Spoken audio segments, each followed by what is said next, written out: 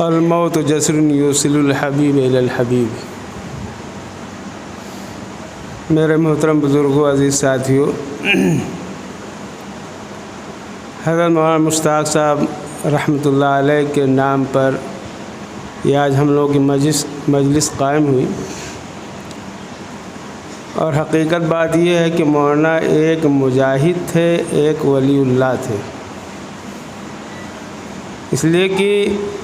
جو بھی مذاکرہ ہوا ہم لوگ سب اپنے نظروں سے اس کو دیکھا بھی ہے، اور یہ بھی سمجھا کہ مولانا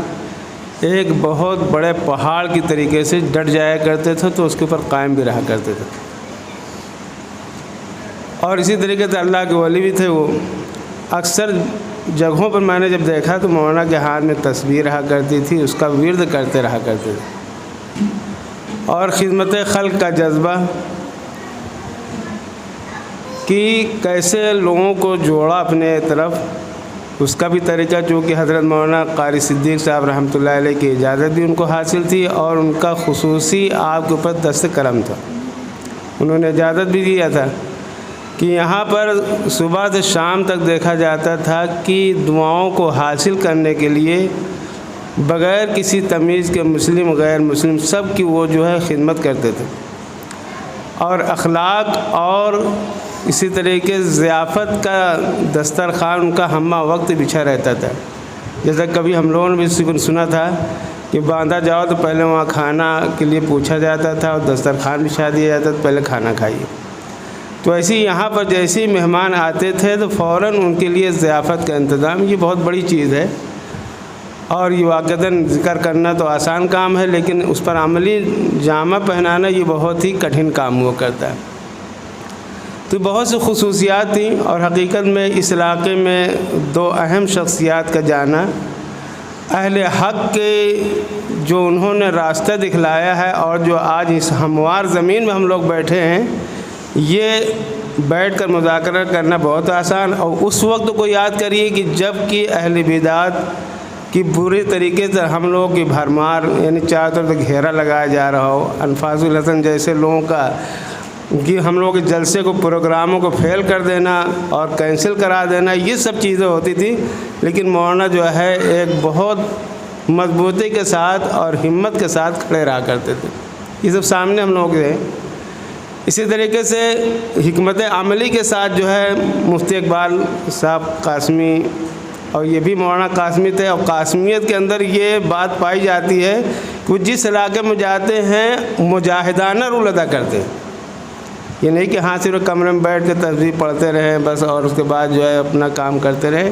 نہیں، بلکہ مجاہدانہ میدان کے اندر آ کر کام کرنا یہ بہت بڑی بات ہے۔ تو اسی طریقے سے ایک اور شخصیت ہمارے درمیان، زیادہ دیر بات نہیں کرنی، تو مولانا کا فیض، ہم تو اللہ کو ولی مانتے ہیں۔ ابھی ہمارے ساتھی نے ذکر یہ کیا کہ جو ہے ان کے لیے دعا کیا جائے کہ اللہ تبارک و تعالیٰ ان کے درجات کو بلند فرمائے۔ تو ہم تو اس انداز میں کہیں گے کہ یہ اللہ کے ولی تھے، اور ہم لوگوں کو بھی یہ بھی بتلایا گیا ہے کہ اپنے بزرگوں کی بدولت دعا کرو کہ اللہ ہماری دعا کو قبول فرمائے۔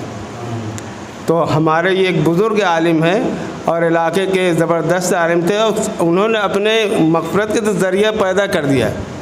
بھائی، صدقہ جاریہ کے طور مسجد بنا دیا، مدرسہ بنا دیا، کتنے لوگ فائدہ حاصل کر رہے ہیں۔ اسی طریقے اوترکہم من بعدہ ولدا صالحا، یہ اس کے بھی مصداق ہے کہ انہوں نے اپنے سب بچوں کو اسلامی تعلیم اور اسلامی لباس دیا۔ اس دور کے اندر بہت بڑا مجاہدہ ہے،